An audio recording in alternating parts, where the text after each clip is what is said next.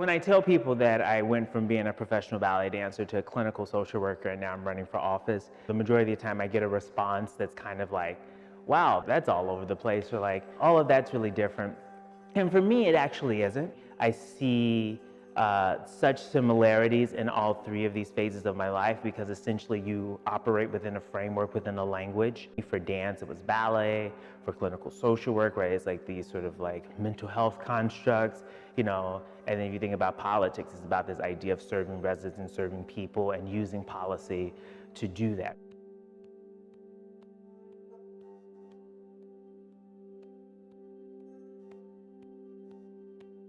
I did grow up at the School for Creative and Performing Arts here in Cincinnati and learned from an early age that the arts can be a great equalizer, so a way to bring people together that can honor each person's voice and each person's experience.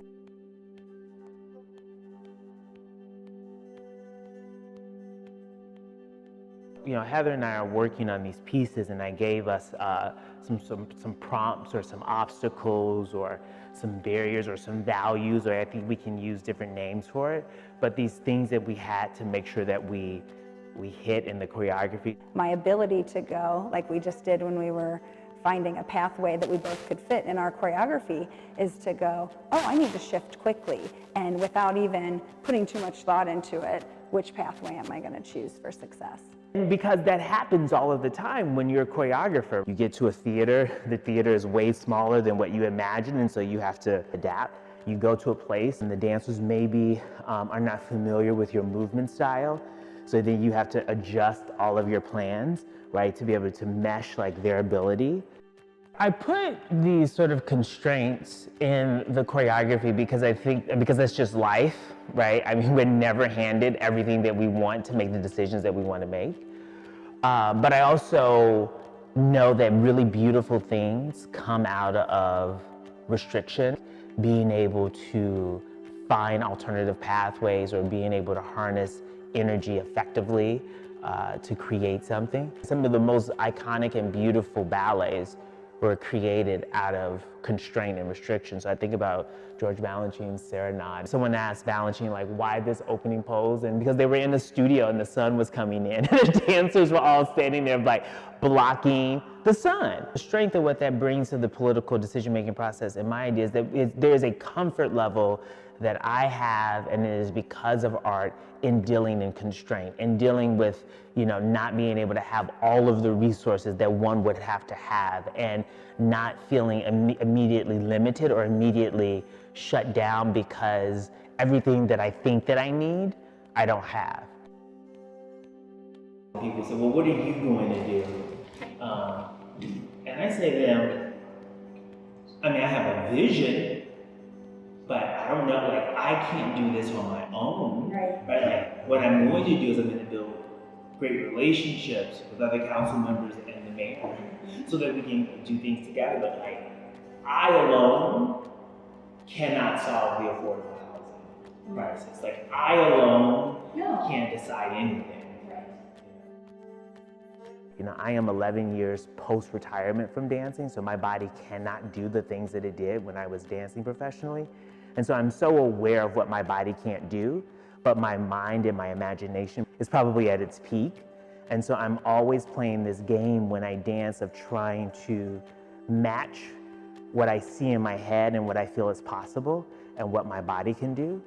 And I find that I encounter that tension in other aspects of my work, right? What is an organization's mission, vision, and values, right? And that's often sort of encumbered by budget. So then how do you employ creativity and flexible thinking to be able to reach a certain dream or reach a certain vision with real life limitations? So I was lifting you, but that doesn't mean that you weren't doing work. Right? So you pushed down off your supporting leg, right? Your core was held.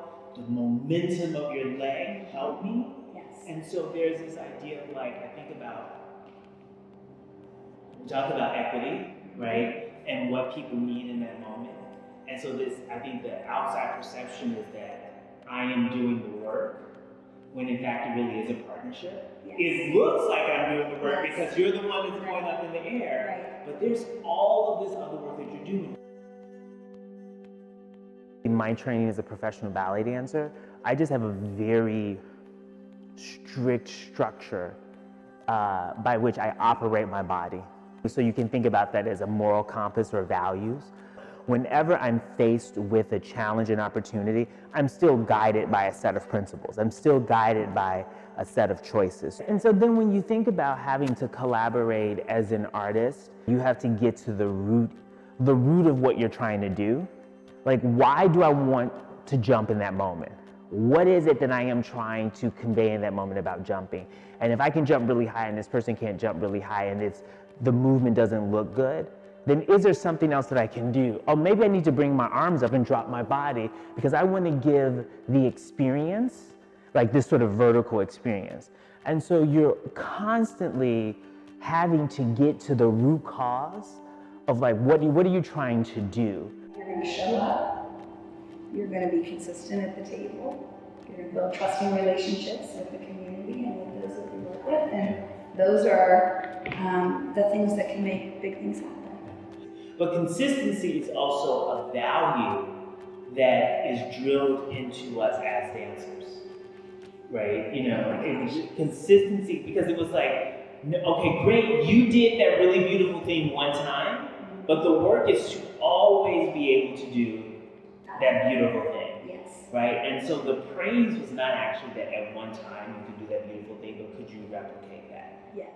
In the political process, there's this lack of consistency. Right, lack of consistency in like values. Mm-hmm. So in one instance, there's this really great process that includes the community, and then the next instance, the community is not included. And then at one point, an organization or a leader might be inclusive of a group of people and say that their lives matter, and then in their actions. And so, right, so the value of consistency has to be there. We live in a world of unpredictability. And so there is a real skill set that is needed to be able to be responsive, if we think about it in the political context, responsive to perception, responsive to real budgetary constraints, responsive to national mood. In the city, there can be a big accident that impacts infrastructure, and so you have to be able to respond, but still be grounded in the sort of core values and beliefs. And for an artist, when that is your context, like everything you do is in response and sensitive. In some fields, they might say that's body language reading the room. But we read the room all the time. There's this moment right over here where we could have collided, but I think to the point we learn at an early age in dance about the rules around respect, right? And I've seen where there has not been respect amongst dancers working together, and there's just no way you can get the product that you're looking for if they're not willing to respect each other, collaborate, come together, negotiate, all of the things we're talking about. How do I show up as a political leader, as my authentic self, and live my true authentic values when I have these competing things with my constituents and donors and voters and all of those things? So to me, the parallels and the overlaps between the two worlds are just so striking and so close, and in so many ways I felt like I've not been there already, but like have had to navigate those tensions. Yeah.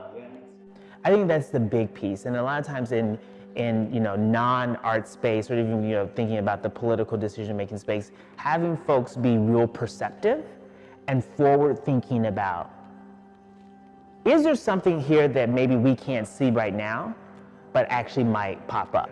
Heather and I are both sort of anticipating what could be without compromising too much what we're doing in the moment. We don't make decisions in a vacuum. And so anyone, I think, that's in a position of authority or a position of leadership or a position of influence has to recognize that the decisions that one makes impacts so many other people in small ways that may be perceived as small to the decision maker, but can be really sort of life-changing and big to other folks.